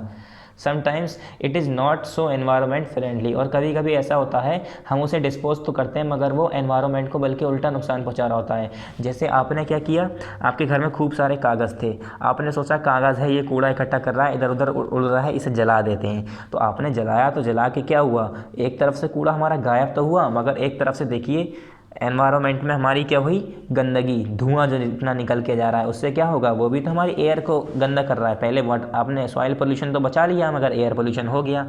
ठीक है, सॉइल पोल्यूशन में कैसे बचा लिया आपने, सॉइल से जो हमारा बेकार के कागज़ थे वो सब जो गंदा कर रहे थे वो आपने फेंक तो दिए, मगर जब उसे जला दिया तो वो एयर पोल्यूशन क्रिएट कर दिया उसने। तो वही कह रहे हैं कुछ टाइम ऐसा होता है वो एनवायरनमेंट फ्रेंडली नहीं होते, एनवायरनमेंट को नुकसान पहुंचा देते हैं उल्टा, हम उसे जब उसे ख़त्म कर रहे होते हैं, डिस्पोज कर रहे होते हैं। फिर आते हैं, अब अलग अलग तरीके हैं डिस्पोज करने के। ठीक है, पहला है हमारा ओपन डंपिंग। ओपन डंपिंग क्या है, इन टाउन्स एंड सिटीज़, बड़े बड़े शहरों में, टाउन्स में क्या होता है, waste are loaded in trucks, जो कूड़ा होता है वो ट्रक के अंदर लोड कर दिया जाता है, भर दिया जाता है। And are then taken far away from different places, और अलग अलग जगह पर बहुत दूर ले जाया जाता है उसे, जहाँ पर कोई ना रहता हो, ना पर कोई घर हो, बस ग्राउंड ही ग्राउंड, बहुत दूर। ठीक है, उसे ले जाया जाता है and dumped in the open, और ऐसे ही खुली जगह में उसे फिर फेंक दिया जाता है। But this is not an eco friendly, मगर ये इको फ्रेंडली नहीं है। ठीक है, ये ज़रिया जो है वेस्ट डिस्पोजल का, ये इको फ्रेंडली नहीं है, एनवायरनमेंट में ये हमारे नुकसान पहुंचाएगा। It can pollute the environment, ये हमारा एनवायरनमेंट पोल्यूट कर देगा। बस इससे एक फ़ायदा क्या हुआ, घरों का कूड़ा, इधर उधर से कूड़ा इकट्ठा करके वहाँ से गंदगी हटा के वहाँ के लोगों को तो बचा लिया, मगर बाद में क्या होगा, जब इतना सारा कूड़ा एक जगह पर इकट्ठा होता जाएगा तो क्या होगा, वहाँ पर अलग अलग कीटाणु पैदा होंगे, अलग अलग बीमारियाँ पैदा होंगी, मच्छर पैदा होंगे, फिर वो बीमारियाँ करेंगे। ठीक है, और अगर आप क्या कहते हैं उसे ऐसे ही छोड़ देते हैं तो फिर उससे भी जब वो सड़े गलेगा, अलग अलग हार्मफुल गैसेस निकलेंगी, सब नुकसान करेंगी। ठीक है, वहाँ का तो सॉइल पोल्यूशन हो गया, वहाँ का तो एयर पोल्यूशन हो गया, जहाँ पर आप छोड़ के आएंगे कूड़ा, उस जगह से चलिए साफ़ हो गया जहाँ से ले गए आप, मगर जहाँ पर आप फेंक के आए हैं वहाँ पर चलिए कोई भी नहीं रह रहा है, मगर जानवर तो होंगे। ठीक है, बर्ड्स होंगी, अलग अलग इंसेक्ट्स होंगे, वो तो मरेंगे उनके पॉल्यूशन की वजह से। फिर आया दूसरा तरीका हमारा बर्निंग, मतलब जला के ख़त्म करना। Some local civic agencies dispose waste by burning them, ये कह रहे हैं कुछ लोकल सिविक्स एजेंसीज़ हैं, कुछ एजेंसीज़ हैं जिनका काम होता है वेस्ट को डिस्पोज करना। तो वो कैसे डिस्पोज करते हैं, वो कैसे ख़त्म करते हैं वेस्ट को, कूड़े को, उसे जलाकर। तो जला के वेस्ट को ख़त्म करना मेरे हिसाब से तो बहुत ही बेकार तरीका है। क्यों, the waste is collected from different places and dumped in a site. ये कह रहे हैं पहले क्या किया जाता है, वेस्ट को, कूड़े को हर जगह से इकट्ठा किया जाता है, फिर एक ऐसी जगह पर ले जाया जाता है, वहीं पर जला दिया जाता है। ठीक है, दे आर देन बर्न, फिर उसके बाद उसे जला दिया जाता है। पहले क्या किया जाता है, अलग अलग जगह से इकट्ठा किया जाता है, एक जगह पर उसे रखा जाता है और फिर उसे जला दिया जाता है। However this method causes air pollution. अब लैंड पोल्यूशन, सॉइल पोल्यूशन तो आपने बचा लिया, ज़मीन तो गंदी होने से बच गई। ठीक है, ज़मीन से आपने कूड़ा ख़त्म कर दिया, मगर जब उसका धुआं निकलेगा, उसके अंदर से हार्मफुल गैसेस निकलेंगी, तो क्या होगा, वो हमारे एयर को, हमारी हवा को गंदा करेगा, तो उससे फिर एयर पोल्यूशन होगा। तो बर्निंग तो मेरे हिसाब से सबसे बेकार तरीका है, मेरे हिसाब से तो मुझे सबसे बेकार तरीका बर्निंग लगता है। एक तरफ से कूड़ा जलाकर हटा रहे हैं तो ज़मीन को साफ़ कर रहे हैं, तो हमारी हवा गंदी हो रही है। ठीक है, तो बर्निंग सबसे बेकार तरीका है। फिर आया लैंडफिल्स। लैंडफिल सबसे बेहतरीन तरीका है। कैसे, often deep ditches are dug in the ground and the garbage is dump in them. क्या किया जाता है, बड़े बड़े गहरे गहरे गड्ढे खोदे जाते हैं ज़मीन के अंदर, और जो कूड़ा है वो उसी के अंदर दफना दिया जाता है, कूड़ा उसी के अंदर फेंक दिया जाता है और उसे ढक दिया जाता है। When these are full, जब वो भर दिया जाता है पूरा कूड़ा, these ditches are covered with soil, मतलब पहले तो खूब बड़ा गड्ढा कर देते हैं, फिर जैसे ये मान लिए कि एक पूरी कॉलोनी है, कॉलोनी के बाहर ही एक बहुत बड़ा सा इन्होंने गड्ढा कर दिया। ठीक है, कुआं टाइप का बना दिया, और उसे फिर सारा कॉलोनी का कूड़ा उसी में डाल रहे हैं। जब वो भर जाए, ऊपर से उसे सॉइल से ढक दो, मिट्टी से ढक दो। Later this area is converted into a park और प्लेग्राउंड, और फिर बाद में क्या होता है, ऐसा एरिया जहाँ पर ऐसा कूड़ा और करकट ये फेंका जाता है, बाद में उसे क्या कर दिया जाता है, पार्क या प्लेग्राउंड, खेलने की जगह बना दी जाती है। क्यों? अब वहाँ पर रहने के लिए घर तो बनाएंगे नहीं, ठीक है, एक तो वैसे ही वहाँ की सॉइल अजीब थोड़ी मतलब पोरस होगी, नमी होगी, सख्त नहीं होगी, तो वहाँ पर इतने बड़े घर बनाना वैसे भी ठीक नहीं होगा। कर सकते हैं मगर ऐसे एरिया को प्लेग्राउंड मेनली बना दिया था, बच्चों के खेलने की जगह बना दी जाती है, ठीक है, पार्क बना दिए जाते हैं। और इससे आप सोच रहे होंगे अब लैंडफिल्स करने से, ज़मीन में कूड़ा डालने से, तो ज़मीन में तो कुछ कूड़े ऐसे होते हैं जो डिस्पोज नहीं होते हैं। हाँ, तो ये सही बात है। तो हम डिस्पोज़ल के लिए क्या करते हैं, जैसे कि अब बायोडिग्रेडेबल वेस्ट है वो तो इसके अंदर जाके घुल जाएगा, नॉन बायोडिग्रेडेबल वेस्ट का क्या होगा, वो नहीं घुलेगा। तो इसीलिए क्या करते हैं, नॉन बायोडिग्रेडेबल वेस्ट का यूज़ करना कम करने के लिए कहते हैं कि उसका यूज़ कम करिए। आपने देखा होगा लिखा होता है कई जगह कि बाइकआउट प्लास्टिक, प्लास्टिक्स को यूज़ ख़त्म करें, प्लास्टिक का इस्तेमाल ख़त्म करें, no plastic, no use of plastic, ऐसे, ठीक है। मतलब वही कहना चाहते हैं कि प्लास्टिक का यूज़ कम करें, वो हमारा बेकार मटेरियल है, हमारे एनवायरनमेंट को बहुत बुरी तरह से ख़त्म कर रहा है, ख़राब कर रहा है। फिर आया कंपोस्टिंग। कंपोस्टिंग का क्या मतलब होता है, ये बहुत अच्छा तरीका होता है। Composting is the natural process of decomposition of organic waste that yields manure. Composting क्या होता है, नेचुरल प्रोसेस है, एक ही कुदरती तरीका है डिकम्पोजिशन का, ऑर्गेनिक वेस्ट का। ऑर्गेनिक वेस्ट को हम कंपोस्टिंग के ज़रिए हम ख़त्म करते हैं, डिकम्पोज करते हैं। दैट यील्ड्स मैन्योर, जिससे बाद में क्या होता है, हमें उल्टा मैन्योर मिलता है, ठीक है, खाद मिलती है। ऐसे मटेरियल को जो हमने बताया था, पहले हम कंपोस्टिंग करते हैं, फिर उसके बाद जो मटेरियल बचता है वो हमें खाद के तौर पर हम खेतों में अपने फसलों पे उसे डाल सकते हैं खाद के तौर पर। इन दिस मेथड, इस मेथड में क्या होता है, the kitchen waste such as fruit and vegetable peels, left over food, egg shell etcetera. क्या क्या चीज़ें होती हैं इसमें, किचन का वेस्ट जो होता है, जैसे कि हमारी सब्जियों के, फलों के छिलके, बचा कुचा खाना, अंडे के छिलके एक्सेट्रा, ऐसी चीज़ें जो कि ज़मीन के अंदर खुल जाती हैं, ठीक है, ऐसी चीज़ें क्या करते हैं, इसमें यूज़ की जाती हैं, ठीक है। इसमें मतलब इस मेथड में ऐसी चीज़ें ली जाती हैं। क्या किया जाता है इनके पास, इन सब चीज़ों का क्या किया जाता है, इस बरीड इन अ पिट, एक गड्ढे में उसे क्या किया जाता है, उसे बरीड कर दिया जाता है, दफना दिया जाता है। And covered with soil to allow it decompose, और उसे फिर मिट्टी से ढक दिया जाता है कि वह घुल जाए, उसके अंदर डिकम्पोज हो जाए। And form into a natural fertiliser called compost, और उसे फिर एक नेचुरल फर्टिलाइज़र में बना दिया जाता है जिसे हम कहते हैं कंपोस्ट। अब आपने देखा होगा जहाँ पर ज़मीन है, कहीं आप मान लीजिए कहीं ज़मीन है, वहाँ पर आप जो है घर की सब्ज़ी जो खाना ख़राब हो गया वो सब्ज़ी के छिलके, आलू के छिलके, ठीक है, फलों के छिलके, ठीक है, ऐसी चीज़ों को एक मिट्टी में दफनाइए और वहाँ पर फिर आप कुछ उगाइए पौधे वौधे, तो देखिएगा वो वहाँ की ज़मीन ज़्यादा अच्छी होगी उस ज़मीन से जहाँ पर हमारा ऐसा फर्टिलाइज़र, ये हमारा जो नेचुरल फर्टिलाइज़र का काम करता है। बल्कि अब हम क्या करते हैं, कंपनियों से केमिकल ले लेके आते हैं कि हमारी खेती अच्छी हो, हमारी फसल अच्छी हो, कंपनियों से ला के उसे डालते हैं, तो उससे बल्कि हमारे नुकसान भी होता है, ठीक है। चलो मान लिया खेती अच्छी हो गई मगर सॉइल तो ख़राब हो गई ना, तो हमें कंपोस्टिंग करनी चाहिए। कंपोस्टिंग में नेचुरल प्रोसेस है ये, इसमें ऑर्गेनिक वेस्ट को हम ज़मीन में दफनाते हैं और मैन्योर बनाते हैं, खाद के तौर पर फिर से इस्तेमाल करते हैं। फिर आए हम द 3 R's मेथड। अब ये 3 R's मेथड क्या है, आप पहले भी सुन चुके होंगे 3 R's मेथड। 3 R's मेथड में क्या है, 3 R's मेथड मतलब R, 3 R, ठीक है, 3 R वाले मेथड, 3 R वाले तरीके। ये क्या है, waste can be measured by following 3 R's method. ये कह रहे हैं वेस्ट जो है 3 R मेथड से मैनेज की जा सकते हैं, not measure, manage. Waste can be manage by following 3 R method. 3 R method हैं, 3 R वाले तरीके हैं जिससे हम अपने वेस्ट को, कूड़े को हम मैनेज कर सकते हैं। जैसे रिड्यूस, रीयूज़ एंड रिसाइकिल। एक आर से होता है रिड्यूस, दूसरे आर से होता है रीयूज़, एक आर से होता है तीसरे से रिसाइकिल। द फर्स्ट आर मतलब पहला वाला आर जो रीयूज़ जिसका मतलब होता है, means to use the waste item for some other purposes, मतलब इसका मतलब होता है रीयूज़ करना, दोबारा, री मतलब दोबारा, यूज़ मतलब इस्तेमाल, दोबारा इस्तेमाल करना उन कूड़े कबाड़े को जो कि आप दूसरे तरीक़ों पर यूज़ कर सकते हैं। जैसे अब हमारी जैसे कि आप एल्युमिनियम की फॉइल है या कुछ हमारे केन है, ठीक है, हमने कोल्ड ड्रिंक है, हमने कोल्ड ड्रिंक पी, उसकी केन हम फेंकने के बजाय उसे यूज़ कर सकते हैं छोटे छोटे पौधे लगाने के लिए, या हम दूसरे सामानों के लिए उसे कुछ सामान रखने के लिए, पेन होल्डर बनाने के लिए, ठीक है, पेंसिल होल्डर पेन होल्डर बनाने के लिए हम अलग अलग तौर पे हम उसे यूज़ कर सकते हैं। फेंकने से तो बेहतर है हम उसे इस्तेमाल कर लें, फेंकेंगे तो गंदगी होगी। तो वही कह रहे हैं, रीयूज़ का मतलब यही होता है वेस्ट आइटम को दोबारा दूसरे प्रोसेस पर्पज़ के लिए, दूसरे मकसद के लिए इस्तेमाल करना, उसे हम कहते हैं reuse. For example we can reuse soft drink cans to plant sapling. वही कह रहे हैं, देखिए एग्जाम्पल दी इन्होंने, हम जो सॉफ्ट ड्रिंक होती है, जो हमारी कोल्ड ड्रिंक जिसे हम कहते हैं, उसे हम यूज़ कर सकते हैं उसके कैन को प्लांट सैपलिंग्स के लिए, ठीक है, पौधे के बीज को उगाने के लिए, ठीक है, पौधे के बीज लगाने के लिए। द सेकेंड आर, जो हमारा दूसरा आर है, जिसका मतलब होता है रिड्यूस। पहला है हमारा रीयूज, रिड्यूस, रिसाइकिल।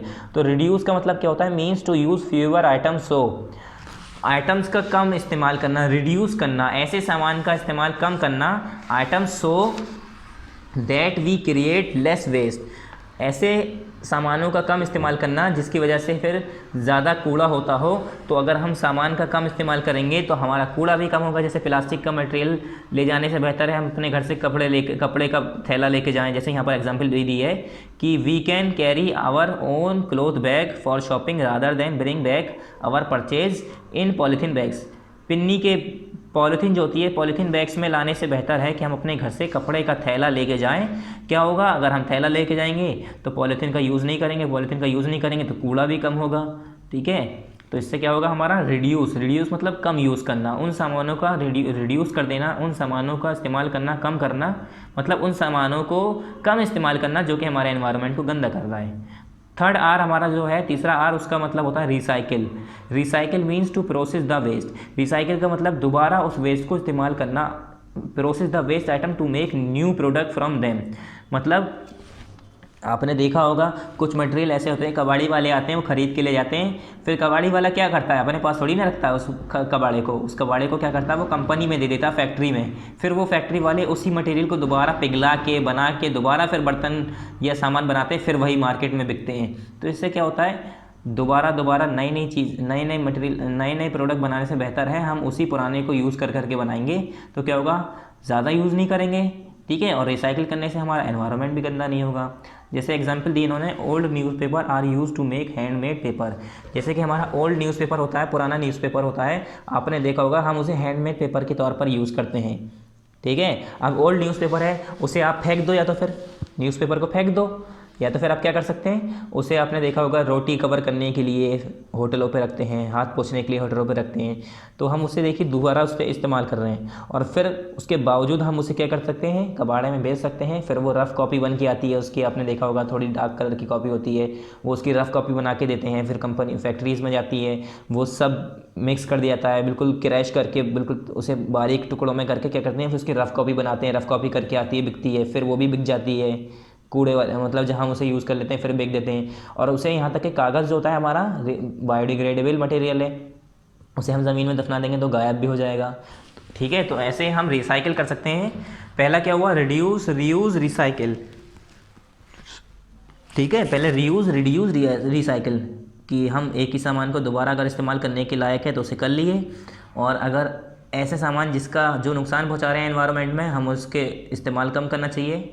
और ऐसे सामान जो इस्तेमाल बार बार कर सकते हैं, हम कंपनी में उसे बार बार बना के भेज सकते हैं। जैसे प्लास्टिक के मटेरियल होते हैं तो हम बेच देते हैं उसे कबाड़ी वाले को, फिर प्लास्टिक का मटेरियल हो जाके फैक्ट्री में देता है, फिर उसी प्लास्टिक को पिघला के दोबारा बर्तन बनाए जाते हैं, दोबारा मग, बास्केट, ठीक है, गिलास जो भी बनाए जाते हैं, फिर वही दोबारा मार्केट में बिकता है। क्या होता है, उससे दोबारा वही मटेरियल हम यूज़ कर रहे हैं, तो हमारे प्लास्टिक का यूज़ ज़्यादा बढ़ रहा नहीं है, उसी मटेरियल से हम दोबारा उसे चला रहे हैं। फिर आ जाते हैं हम इसकी एक्सरसाइज पे। पहला क्या है इसकी एक्सरसाइज में, tick the correct options. Tick the correct option में हमें ये बुक में ही करनी है, ठीक है। उसके बाद हमारा क्या है, फिर यहाँ पर फिल इन द ब्लैंक्स, ये भी हमें बुक में करनी है। फिर ट्रू फॉल्स, ये भी बुक में करनी है। फिर आता है हमारा आंसर द फॉलोइंग क्वेश्चन, ये हमें किस में करना है, कॉपी में। तो यहाँ आप लिख लीजिए चाहे इन कॉपी, याद रखने के लिए मैं आपको यहाँ पर लिखा देता हूँ बार बार, इन कॉपी, ठीक है। ये किस में करना है, कॉपी में करना है। स्टार्ट करते हैं हम यहाँ पर हम अपने टिक द करेक्ट ऑप्शन से। टिक द करेक्ट ऑप्शन का पहला क्या है हमारा, first, the waste material that decompose by the micro organism are called. वो वेस्ट मटेरियल जो कि बाय माइक्रो ऑर्गेनिज्म की वजह से डिकम्पोज हो जाते हैं, वो कौन से होते हैं। वेस्ट बायोडिग्रेडेबल या नॉन बायोडिग्रेडेबल, तो मैंने बताया था बायोडिग्रेडेबल मटेरियल ही ऐसे होते हैं जो डिकम्पोज होते हैं, ठीक है। तो इसका क्या हो गया, बायोडिग्रेडेबल, ठीक है। ऑप्शन नंबर बी इसका करेक्ट है, बी पर आप टिक कर लिए। फिर क्या हुआ दूसरा, air pollution is cause by, air pollution किसकी वजह से होता है, व्हीकल की वजह से, फर्टिलाइज़र की वजह से, लाउड स्पीकर की वजह से, नन ऑफ दीज। तो एयर पोल्यूशन हवाओं में, हवा जो होती है हमारी गंदी किस वजह से होती है, तो वो होती है फर्टिलाइज़र, तो हमारा सॉइल पोल्यूशन करता है, ठीक है, सॉइल में मिलाते हैं फर्टिलाइज़र तो सॉइल पोल्यूशन होता है। लाउड स्पीकर की वजह से नॉइज पोल्यूशन होता है। व्हीकल जो गाड़ियाँ होती हैं उसमें जब हमारा फ्यूल, हमारा जो पेट्रोल डीजल ये जलता है जब, इसकी वजह से हमारा एयर पोल्यूशन होता है। तो क्या हो गया हमारा व्हीकल्स, गाड़ी मोटर जो होती है, ठीक है। दूसरे का क्या हो गया हमारा ए। फिर आया हमारा तीसरा, drinking polluted water can cause disease like, ये कह रहे हैं गंदे पानी पीने की वजह से कैसी बीमारी हो सकती है, जॉन्डिस हो सकती है, डिसेंट्री हो सकती है। तो ये दोनों ही हमारे गंदे पानी की वजह से होती है। तो इसका ऑप्शन क्या हो गया, बोथ ए एंड बी, ठीक है, सी वाला। थर्ड का क्या है, C option, both A and B. फिर आते हैं हम चौथे ऑप्शन पे, which of the following is the natural process of decomposition of organic waste. Organic waste को डिकम्पोज करने का नेचुरल प्रोसेस मैंने बताया था कौन सा है, बर्निंग, ओपन डंपिंग या कंपोस्टिंग या लैंडफिल। तो कंपोस्टिंग एक नेचुरल प्रोसेस है जिसमें हम नेचुरल मैन्योर, ऑर्गेनिक मैन्योर बनाते हैं, खाद बनाते हैं और फिर वही खेतों में यूज़ भी कर लेते हैं, ठीक है। तो हमारा कंपोस्टिंग ये नेचुरल प्रोसेस है वेस्ट को डिकम्पोज करने का, ठीक है। कौन से वेस्ट होते हैं इसमें, ऑर्गेनिक वेस्ट, ठीक है। तो इसका क्या हो गया, कंपोस्टिंग, सी वाला, ठीक है, फोर्थ का सी। पहले का बी, दूसरे का ए, तीसरे का सी, चौथे का सी, ठीक है, तीसरे का ए, चौथे का भी सी। नेक्स्ट पे आ जाते हैं, fill in the blanks using help box. आपको हेल्प बॉक्स दी हुई है, इसे यूज़ करके आपको ब्लैंक्स को फिल करना है। पहला क्या है हमारा, waste such as paper, glass and rubber are dry waste. हमें पता है पेपर, गिलास और रबर ये किस तरह का वेस्ट है, ड्राई वेस्ट है ना ये, तो ये मतलब सूखा कूड़ा, सूखे कूड़े में आता है ये, तो हमारा क्या होगा, ड्राई वेस्ट, DRY ड्राई। फिर आया दूसरा हमारा, plastic goods and aluminium can are dash waste. हमारे जो प्लास्टिक के गुड्स, प्लास्टिक के बर्तन और एल्युमिनियम की केन जो होती हैं वो किस तरह का वेस्ट होता है, ये होता है हमारा नॉन बायोडिग्रेडेबल वेस्ट। कौन सा, नॉन बायोडिग्रेडेबल वेस्ट। ये हमारा क्या हो गया दूसरा, ये क्या हो गया पहला। आपको यहाँ पर नंबरिंग नहीं करनी है, इसके अंदर लिखना है, यहाँ पर ड्राई लिखिए, यहाँ पर नॉन बायोडिग्रेडेबल लिखिए। ऐसा कूड़ा जो कि हम ज़मीन में दफनाएं या इधर उधर फेंकें तो वो घुलता नहीं है, ऐसे का ऐसे ही पड़ा रहता है सालों साल, ठीक है। तो प्लास्टिक गुड्स और एल्युमिनियम कॉइन्स ऐसे ही होते हैं, नॉन बायोडिग्रेडेबल में आते हैं, ठीक है। थर्ड है हमारा, dash pollution cause migraine and deafness. तो मैंने बताया था नॉइज़ पोल्यूशन से हमारी बीमारी होती है एक माइग्रेन और डीफनेस, बहरापन हो जाता है, ठीक है। तो ये किसकी वजह से होती है, नॉइज़ पोल्यूशन की वजह से, ठीक है। ये वाला हमारा हो गया थर्ड, नॉइज़ पोल्यूशन। यहाँ पर आपको फिल करना है, यहाँ पर नंबरिंग करके मत छोड़ दिएगा कि आपने 1 2 3 छोड़ दिया बस, इसे आप यहाँ पर लिखिए, ड्राई, नॉन बायोडिग्रेडेबल, फिर हमारा नॉइज़ पोल्यूशन, NOIS, ठीक है, नॉइज़ पोल्यूशन। उसके बाद आया हमारा चौथा, dash means to process the waste item to make new product from them. किसका मतलब होता है कि उसी आइटम को यूज़ करके नया आइटम बनाना, नए सामान बनाना। तो वो होता है हमारा तीसरा वाला जो अर्थ हमारा, रिसाइकिल। रिसाइकिल का मतलब होता है उसी आइटम को, उसी सामान को यूज़ करके दूसरा सामान बना देना, ठीक है। तो उसे हम कहते हैं रिसाइकिल, RECYCLE, रिसाइकिल। फिर आ जाते हैं हम ट्रू फॉल्स पे। पहले क्या है हमारा, write T for true and F for false statement. जितने भी हमारे स्टेटमेंट फॉल्स हैं, गलत हैं, उसमें F लिखिए, जो हमारे सही हैं, ट्रू हैं, उसके आगे हमें T लिखना है। इसमें फर्स्ट क्या है, a clean surrounding causes different types of diseases. ये कह रहे हैं एक साफ़ सुथरा सराउंडिंग, यानी अगर हमारा एनवायरनमेंट साफ़ सुथरा है, हमारे चारों तरफ सफाई सुथराई है, तो ये कह रहे हैं उससे हमें बीमारी होती है अलग अलग तरह की। नहीं, अगर हमारे चारों तरफ सफाई सुथराई रहेगी, हमारा एनवायरनमेंट साफ़ रहेगा, तो उससे बीमारी कैसी होगी। तो ये क्या हो गया, फॉल्स हो गया, ठीक है। पहला हमारा क्या हो गया, फॉल्स, क्योंकि साफ़ सुथरा एनवायरनमेंट है, साफ़ सुथरी सराउंडिंग है, तो उससे गंदगी, मतलब गंदगी है ही नहीं जब, तो बीमारी क्यों होगी। ये कह रहे हैं बीमारी होगी, तो ये हमारा क्या हो गया, फॉल्स। दूसरा क्या है, reduce means to use the waste item for some other purposes. ये कह रहे हैं रिड्यूस का मतलब होता है वेस्ट आइटम को दूसरे मकसद के लिए इस्तेमाल करना। नहीं, रिड्यूस का मतलब होता है उस वेस्ट आइटम को, मतलब उस सामान को कम यूज़ करना जो हमारा एनवायरनमेंट गंदा कर रहा है, ठीक है। रिड्यूस का मतलब ये नहीं होता है कि उसे हम दूसरे पर्पज़ के लिए यूज़ करें, ठीक है। उसका होता है रीयूज़, और ये क्या है, रिड्यूस मतलब कम कर देना इस्तेमाल। ये कह रहे हैं कि उसे ज़्यादा इस्तेमाल करना दूसरे पर्पज़ के लिए, तो ये तो गलत हो गया, ये हमारा क्या हो गया, फॉल्स। पहला दूसरा फॉल्स। तीसरा क्या है, the impurities in the air causes asthma and bronchitis. ये कह रहे हैं एयर के अंदर अगर हमारी इम्प्योरिटीज़ होती हैं, गंदगी होती है, यानी एयर पोल्यूशन की वजह से क्या कौन सी बीमारी होती है, अस्थमा यानी अस्थमा या ब्रोंकाइटिस बीमारी होती है। तो ये बिल्कुल सही है, ट्रू है। एयर पोल्यूशन होने की वजह से, गंदगी होने की वजह से क्या होता है, हमारा अस्थमा होता है और ब्रोंकाइटिस होता है। चौथा है हमारा land pollution makes the soil fertile. ये कह रहे हैं लैंड पोल्यूशन की वजह से जो हमारी सॉइल है वो फर्टाइल हो जाती है और अच्छी हो जाती है। तो लैंड पोल्यूशन की वजह से सॉइल हमारी इनफर्टाइल होती है, बेकार हो जाती है, अच्छी नहीं होती है। यहाँ पर वो गलत बात कह रहे हैं, उल्टा कह रहे हैं। तो ये क्या हो गया, फॉल्स। पहला फॉल्स, दूसरा फॉल्स, तीसरा ट्रू, चौथा फॉल्स। उसके बाद आ जाते हैं हम आंसर द फॉलोइंग क्वेश्चंस पे, जो हमें हर बार की तरह कॉपी में ही करनी होती है। तो मैं आपको इसके आंसर्स कॉपी में शो करूँगा, ठीक है। आप अपनी कॉपी ओपन कर लिए, मैं भी आपको कॉपी दिखाता हूँ। तो इसके आंसर्स, क्वेश्चन आंसर देखते हैं। पहला इसका क्वेश्चन क्या है, पहले तो आपको कॉपी दिखाता हूँ। कॉपी में देखिए मैंने पेन यूज़ किया है, मगर आपको पेंसिल से काम करना है। किससे काम करना है आपको, पेंसिल से। पेन का इस्तेमाल नहीं करना है, ठीक है। मैं आपको यहाँ पर लिख दे रहा हूँ बड़ा बड़ा, कि आपको समझ में आ जाए। यूज़ पेंसिल, ठीक है। पेंसिल का ही इस्तेमाल करिए, चाहे कॉपी में हो चाहे बुक में हो। सिर्फ और सिर्फ आपको पेंसिल यूज़ करनी है, पेन का इस्तेमाल नहीं करना है। सबसे पहले हम क्या करेंगे, यहाँ पर टॉप पर क्या लिखेंगे, पार्ट 8 लिखेंगे, चैप्टर नंबर 8 लिखेंगे, दोनों को अंडरलाइन करेंगे। अवर एनवायरनमेंट चैप्टर का नाम लिखेंगे, उसे भी अंडरलाइन करेंगे। यहाँ क्या लिखेंगे, यहाँ पर डेट लिखेंगे, किस दिन की, जिस दिन ये वीडियो यूट्यूब पर अपलोड होगी उस दिन की। मतलब बुक वाली और कॉपी वाली दोनों डेट सेम होगी। फिर उसके बाद आप हेडिंग डालेंगे, आंसर द फॉलोइंग क्वेश्चन। ये जो मैंने पेन से कर रखा है ना, आपको ये पेंसिल से ही करना है। किससे करना है आपको काम, पेंसिल से। मैंने पेन से करा है, आपको एक सिंगल वर्ड, सिंगल अल्फ़ाबेट भी पेन से नहीं लिखना, आपको किससे लिखना है, पेंसिल से। फिर इसके बाद हेडिंग डालने के बाद क्वेश्चन नंबर फर्स्ट क्या है, differentiate between biodegradable and non biodegradable waste. फिर यहाँ पर आप क्वेश्चन उतारिएगा, question number first, differentiate between biodegradable and non biodegradable waste, ठीक है। क्वेश्चन उतारने के बाद एक लाइन छोड़ के आंसर लिखिएगा, ठीक है। क्वेश्चन ये है ना हमारा question, differentiate between biodegradable and non biodegradable waste. ऐसे यहाँ पर क्वेश्चन नंबर फर्स्ट लिख के differentiate between biodegradable and non biodegradable waste लिख के full stop, answer number first लिखिएगा इसमें। बायोडिग्रेडेबल वेस्ट, अब पहले बायोडिग्रेडेबल वेस्ट के बारे में बताएंगे, फिर नॉन बायोडिग्रेडेबल वेस्ट के बारे में बताएंगे।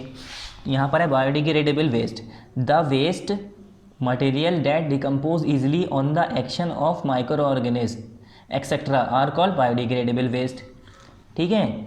और फिर नॉन बायोडिग्रेडेबल वेस्ट में क्या है, the waste material that do not decompose easily, जो कि हमारा डिकम्पोज नहीं होता है वो नॉन बायोडिग्रेडेबल, जो डिकम्पोज हो जाता है वो बायोडिग्रेडेबल। अब यहाँ पर एग्जाम्पल दिए मैंने, एग्जाम्पल ऑफ बायोडिग्रेडेबल वेस्ट। ये बायोडिग्रेडेबल वेस्ट की एग्जाम्पल है, left over food, fruits and vegetables, peels, paper and leaves etcetera. फिर हमारी ये किसकी एग्जाम्पल है, दूसरी example of non biodegradable waste. ये दूसरे वाले वेस्ट की क्या है, एग्जाम्पल है, जैसे plastic goods, aluminium cans and silver foil etcetera, ठीक है। और ये सब आपको किससे करना है, पेंसिल से ही करना है। तो आप क्वेश्चन पहले यहाँ पर उतार लेंगे, क्वेश्चन नंबर फर्स्ट बुक में देख के आप यहाँ पर क्वेश्चन नंबर फर्स्ट उतार लेंगे बुक में देख के। फिर क्वेश्चन लिखने के बाद आंसर लिखेंगे, बायोडिग्रेडेबल वेस्ट की यहाँ से यहाँ तक डेफिनेशन, फिर नॉन बायोडिग्रेडेबल की यहाँ से यहाँ तक, ये बायोडिग्रेडेबल वेस्ट की एग्जाम्पल है, फिर ये नॉन बायोडिग्रेडेबल वेस्ट की एग्जाम्पल है यहाँ तक। ये आंसर कंप्लीट हो गया हमारा फर्स्ट। क्वेश्चन नंबर 2 का आंसर देखते हैं, नेक्स्ट पेज ओपन कर लिए। What are the effect of noise pollution, noise pollution का इफेक्ट क्या होता है। तो यहाँ पर आप क्वेश्चन लिखेंगे, क्वेश्चन नंबर 2 पेंसिल से, what are the effect of noise pollution, ये भी सब पेंसिल से ही। उसके बाद क्वेश्चन मार्क लगा के एक लाइन छोड़ के आंसर लिखेंगे। Answer number 2, noise pollution causes irritation, migraine, deafness and hypertension, ठीक है। ये हमारा आंसर कंप्लीट हो गया। और ये आपको किससे लिखना है, पेंसिल से, ठीक है। क्वेश्चन यहाँ पर आप अपने आप बुक से देखकर उतार लीजिएगा सारे क्वेश्चन जो हैं। क्वेश्चन नंबर 3 की बात करते हैं, what are the causes of air pollution, air pollution के कॉजेज क्या हैं, उससे क्या नुकसान होता है, क्या इफेक्ट पड़ता है, ठीक है। ये है ना हमारा question number 3, what are the causes of air pollution, ठीक है। अब ये वाला क्वेश्चन आप यहाँ पर उतारेंगे, अपने आप पेंसिल से उतारेंगे, what are the causes of air pollution, उसके बाद क्वेश्चन मार्क लिख के यहाँ पर लिखेंगे आंसर नंबर 3, ये सब पेंसिल से ही लिखेंगे। इफेक्ट ऑफ एयर पोल्यूशन, इसके बाद ऐसे डबल डॉट करके यहाँ पर इफेक्ट ऑफ एयर पोल्यूशन के बाद पहला है factories release a number of gases which are harmful for human being, animal and plants. पहले तो ये हो गया। जो फैक्ट्री हैं वो हार्मफुल गैसेस निकालती हैं जो हमारे ह्यूमन बींग है, एनिमल और प्लांट है, उनके लिए वो नुकसानदेह होती है। फिर दूसरा एयर पोल्यूशन का क्या हुआ, the impurities in the air causes asthma, bronchitis, pneumonia, lungs and heart disorder. जो इम्प्योरिटीज़ गंदगी हमारे एयर में होती हैं उससे हमारी अस्थमा, ब्रोंकाइटिस, निमोनिया और लंग्स और हार्ट डिजीज़ डिसऑर्डर बीमारी ऐसी ऐसी होती हैं। ठीक है। फिर आया हमारा तीसरा पॉइंट इसी का, air also causes global warming. Air से हमारा, एयर पोल्यूशन से क्या होता है, ग्लोबल वार्मिंग भी होती है और एसिड रेन बनती है और उससे क्या होता है, हार्मफुल अल्ट्रा वायलेट रेज हमारी सन की अर्थ पर आती है। ये क्या लिखा है, ultra violet, ULTRA, ultra VIOLET, violet. ठीक है। यहाँ से पूरा आंसर हो गया हमारा इफेक्ट ऑफ एयर पोल्यूशन से लेकर यहाँ तक। ये एग्जाम्पल हैं सब, ये इफेक्ट बताया मैंने, एक इफेक्ट ये रहा, एक इफेक्ट ये रहा, एक इफेक्ट ये रहा, 1 2 3 ये सारे हमारे इफेक्ट हो गए, आंसर नंबर 3। ठीक है। नेक्स्ट पेज दिखाता हूँ मैं, नेक्स्ट क्वेश्चन। क्वेश्चन नंबर 4 क्या है हमारा, write some of the ways of disposal of waste. Waste को डिस्पोज करने के मैंने तरीके बताए थे, वो लिखने हैं मुझे।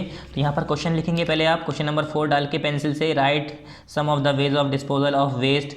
उसके बाद एक लाइन छोड़ के आंसर 4 लिखेंगे। आंसर 4 के क्या है, garbage generated at various places is dispose in different ways. Some of the ways are open dumping, burning, landfills, composting. ठीक है, कंपोजिटिंग क्या है, garbage generated at various places is dispose in different ways. Some of the ways are open dumping, burning, landfills, composting. मैंने भी सब अलग अलग पढ़ाया भी आपको। ये तरीके हो गए हमारे वेस्ट को डिस्पोज करने के। ठीक है, आंसर नंबर 4 कंप्लीट। फिर क्वेश्चन नंबर 5 यहाँ पर उतारिएगा, कैसे, explain the 3 R's with an example of each. 3 R को मुझे एक्सप्लेन करना है, सबकी एग्जाम्पल देनी है, थोड़ा बड़ा आंसर होगा, 3 ये समझ लिए, तीनों का अलग लिखना पड़ेगा। तो यहाँ पर पहले क्वेश्चन ये वाला उतारेंगे, कहाँ पर, यहाँ पर, एक्सप्लेन 3 R's, ये वाला, explain the 3 R's with an example of each. तो यहाँ पर लिखेंगे आप, explain 3 R's with an example of each. फिर क्वेश्चन उतारने के बाद पेंसिल से ही करना है आपको, ठीक है, मैंने पेन से लिखा है, आपको नहीं, आपको किससे करना है, क्वेश्चन नंबर 5 लिखेंगे पेंसिल से, पूरा क्वेश्चन पेंसिल से, फिर आंसर नंबर 5 पेंसिल से, फिर आंसर पूरा पेंसिल से।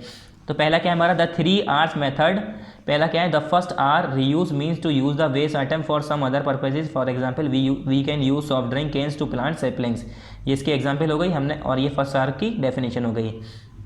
फिर आया हमारा दूसरा R, the second R, reduce means to use fewer item so that we can create less waste, for example we can carry our own cloth bag for shopping rather than bring back our purchases. Next page पे ये देखिए, for shopping rather than bring back our purchases.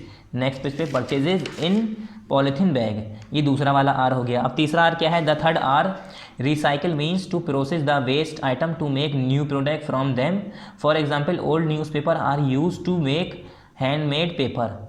यहाँ पर हमारा answer number 5 भी complete हो गया बच्चों। मैं आंसर नंबर 5 एक बार फिर से दिखाता हूँ, the 3 R's method, double dot ऐसे करके, फिर पहला आर हमने यहाँ से यहाँ तक लिखा, ठीक है, यहाँ से यहाँ तक हमारा पहले आर के बारे में हो गया, ये एग्जाम्पल भी हो गई यहीं तक। फिर दूसरा आर हमारा पहले यहाँ से यहाँ तक हो गया, फिर उसके बाद यहाँ से हमारी पूरी एग्जाम्पल है, कहाँ से, फॉर एग्जाम्पल से लेके नेक्स्ट पेज तक, पॉलीथीन बैग्स तक। फिर यहाँ पर हमने तीसरे आर के बारे में बताया, तीसरे आर के यहाँ से यहाँ तक हमारी डेफिनेशन हो गई, फिर उसके बाद यहाँ से हमारी यहाँ तक हमारी एग्जाम्पल हो गई। फिर लास्ट में क्या लिखेंगे, हाफ ईयरली कोर्स कंप्लीटेड। ठीक है, तो हमारे यहाँ पर answer the following question complete हो गए। यहाँ पर चैप्टर के लास्ट में बुक में भी लिख लीजिएगा, हाफ ईयरली कोर्स कंप्लीटेड। अब मैं एक बार आपको क्वेश्चन आंसर दोबारा दिखा दे रहा हूँ, कुछ मिस ना हो गया हो, कुछ छूट गया हो तो आप इसे दोबारा देख लीजिएगा। पहले पार्ट नंबर 8 लिखेंगे, चैप्टर नंबर 8 लिखेंगे, फिर आवर एनवायरनमेंट चैप्टर का नाम लिखेंगे, तीनों को अंडरलाइन करेंगे, यहाँ पर डेट लिखेंगे उस दिन की जिस दिन ये वीडियो यूट्यूब पर अपलोड होगी। यहाँ पर answer the following question heading डालेंगे, उसके बाद क्वेश्चन नंबर फर्स्ट बुक से उतारेंगे, differentiate between biodegradable and non biodegradable waste. ये पूरा क्वेश्चन आप बुक में देख के अपने कॉपी में यहाँ पर पहले उतारेंगे, एक लाइन में, 2 लाइन में, जितनी भी लाइन में आ रहा है, मगर लाइन छोड़ के आपको करना होगा। ठीक है, यहाँ पर पूरा उतारने के बाद क्वेश्चन, फिर आंसर नंबर फर्स्ट लिखेंगे, पूरा बायोडिग्रेडेबल वेस्ट यहाँ से यहाँ तक मैंने डिफाइन करा। ठीक है, आप क्वेश्चन देख लिए, आपको साफ नज़र आ रहा होगा, यहाँ से यहाँ तक पूरा बायोडिग्रेडेबल वेस्ट, फिर यहाँ से यहाँ तक नॉन बायोडिग्रेडेबल वेस्ट, फिर ये यहाँ से यहाँ तक बायोडिग्रेडेबल वेस्ट के एग्जाम्पल, और ये example of non biodegradable waste, जैसे plastic, good, aluminium cans and silver foil etcetera. ये हमारा क्वेश्चन नंबर फर्स्ट का आंसर कंप्लीट हो गया। फिर क्वेश्चन नंबर 2 था हमारा, what are the effect of noise pollution, noise pollution का इफेक्ट क्या होता है, तो मैंने आंसर नंबर 2 यहाँ पर लिखवाया। क्वेश्चन की मैंने जगह छोड़ रखी है, आपको यहाँ पर क्वेश्चन लिख लेना है बुक से देख के। ठीक है, तो आप लिखेंगे noise pollution causes irritation, migraine, deafness and hypertension. ठीक है, ये बीमारियों के नाम बताए कि इससे नॉइज़ पोल्यूशन की वजह से ये सारी बीमारी होती हैं। फिर आया हमारा effect of air pollution. Air pollution से क्या क्या होता है, ठीक है, यहाँ पर आप लिखेंगे what are the causes of air pollution, यहाँ पर उतारेंगे पूरा क्वेश्चन। फिर पूरा इफेक्ट ऑफ एयर पोल्यूशन देखिए यहाँ से यहाँ तक एक एक करके देख लिया आप। पहला पॉइंट, फिर उसके बाद दूसरा पॉइंट, फिर उसके बाद तीसरा पॉइंट यहाँ तक, अर्थ तक। फिर नेक्स्ट क्वेश्चन है question number 4, write some of the ways of disposal of waste. Waste को डिस्पोज करने के कुछ तरीके बताओ। तो यहाँ पर मैंने पूरा पहले बताया, गार्बेज जो हमारा अलग अलग जगह पर जनरेट होता है उससे अलग अलग तरीके से हम डिस्पोज कर सकते हैं। Some ways of dispose are open dumping, burning, landfill और कंपोजिटिंग। ये हमारे वेस्ट को डिस्पोज करने के तरीके हो गए। क्वेश्चन नंबर 5 है हमारा, explain 3R with an example of each. 3R वाला मेथड जो था उसे एक्सप्लेन करो, सबकी एग्जाम्पल लिखो। पहले आर को मैंने यहाँ से यहाँ तक डेफिनेशन बताई इसकी, फिर ये एग्जाम्पल है यहाँ तक, फिर दूसरे आर की यहाँ से यहाँ तक हमारी डेफिनेशन है, फिर ये पूरी फॉर से लेकर नेक्स्ट पेज तक, ठीक है। अवर परचेजेज, CHASES है ये, SES, ठीक है, PURCHASES, purchases in polythene bags, ये हमारी दूसरी हो गई। फिर तीसरा आर यहाँ से यहाँ तक डेफिनेशन हो गई, फिर फॉर से लेकर हैंडमेड पेपर तक ये एग्जाम्पल हो गई। फिर यहाँ पर लिख लेंगे हाफ ईयरली कोर्स कंप्लीटेड, ठीक है। तो यहाँ पर हमारा चैप्टर कंप्लीट हो गया, सारी एक्सरसाइज कंप्लीट हो गई। ये आपको करना नहीं है दोनों, ठीक है, ये आपको करना नहीं है। अब हम आपको जल्दी से आपका सिलेबस वापस बता दे रहे हैं। सिलेबस में हमने जो चेंजेस किए हैं, सिलेबस में हमने बताया आपको चैप्टर नंबर 5, चैप्टर नंबर 6, 7, 8 ये चारों चैप्टर आपके एग्जाम में आएंगे। कौन कौन से? 5, 6, 7, 8 यही आपको पढ़ना है। क्या पढ़ना है? Chapter number 5, chapter number 6, chapter number 7, chapter number 8 यही चारों चैप्टर एग्जाम में पढ़ने हैं, बाकी कुछ नहीं पढ़ना है। PA फर्स्ट वाले चैप्टर नहीं पढ़ने हैं, इन चारों को तैयार करिए, इसी का एग्ज़ाम होगा, ठीक है। यहाँ पर हमारा चैप्टर कंप्लीट हो गया। थैंक यू, अस्सलाम वालेकुम।